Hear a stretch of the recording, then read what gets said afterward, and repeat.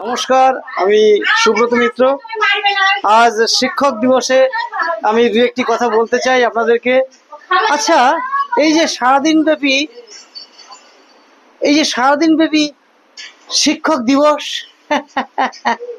চারিদিকে দেশের সর্বত্র স্তরে যেভাবে শিক্ষক বৃন্দকে সম্মাননা জানানো হচ্ছে, সরকারের পক্ষ থেকেও শিক্ষক দিবস পালন করা হচ্ছে, কিন্তু এই মর্মে আমার একটা বেদনা এবং কষ্ট রয়ে গেল।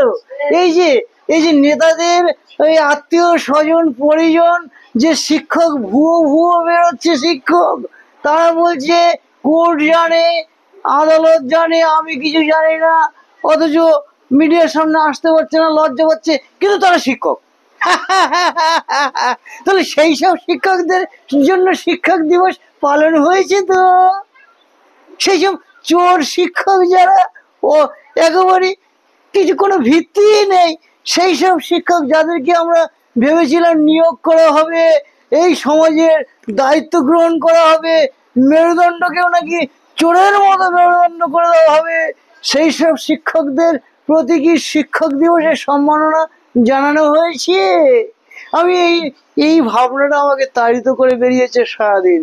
তাই আমি মনে করছি যে এই সব শিক্ষক যারা শিক্ষক হতে পারেননি, ধরা পড়ে গেছেন, অথচ বড় কল্পনা ছিল, বড় সাধনা ছিল, এই সমাজের মহামান্য শিক্ষক হয়ে সমাজকে একটা বড় ধরনের সংস্কৃতি দিয়ে যাবেন, হয়তো হয়তো এই চোরের মতোই সংস্কৃতি দিয়ে যেতেন, কিন্তু দুর্ভাগ্য রয়ে গেল, শিক্ষক দিবসের সম্মাননা তো পেলেন না।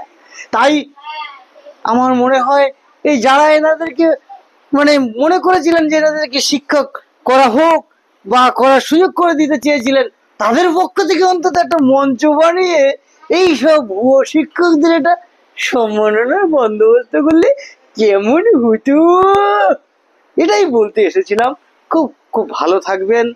এই শিক্ষা ব্যবস্থাকে নিয়ে পচিয়ে দেওয়া নোংরামি, এগুলো করা যাবে না। যারা শিক্ষা সংস্কৃতির সাথে জড়িয়ে রয়েছেন তারা অত্যন্ত সতর্কতার সাথে, অত্যন্ত সাবধানে এই বিষয়টির দিকে খেয়াল রাখবেন। কারণ হচ্ছে, একজন শিক্ষক কি পারেন একটি জাতির মেরুদণ্ড করতে। Education is the backbone of a nation, অর্থাৎ শিক্ষাই একটি জাতির মেরুদণ্ড। তাই এই মেরুদণ্ডকে সোজা রাখার ক্ষেত্রে শিক্ষকের ভূমিকা অপরিসীম। তাই আমাদের প্রত্যেককেই মনে করতে হবে আমরা শিক্ষক, আর যারা তথাকথিত শিক্ষক তারা তো অবশ্যই নিজেদেরকে দায়িত্ববান ভেবে খুব দায়িত্ব সহকারে এই দায়িত্ব পালন করুন। এটুকুই বলতে এসেছি। আপনারা খুব খুব ভালো থাকবেন। আমি এতক্ষণ আপনাদের সাথে ছিলাম আপনাদের স্নেহের ও ভালোবাসার কবি সুব্রত মিত্র। ধন্যবাদ।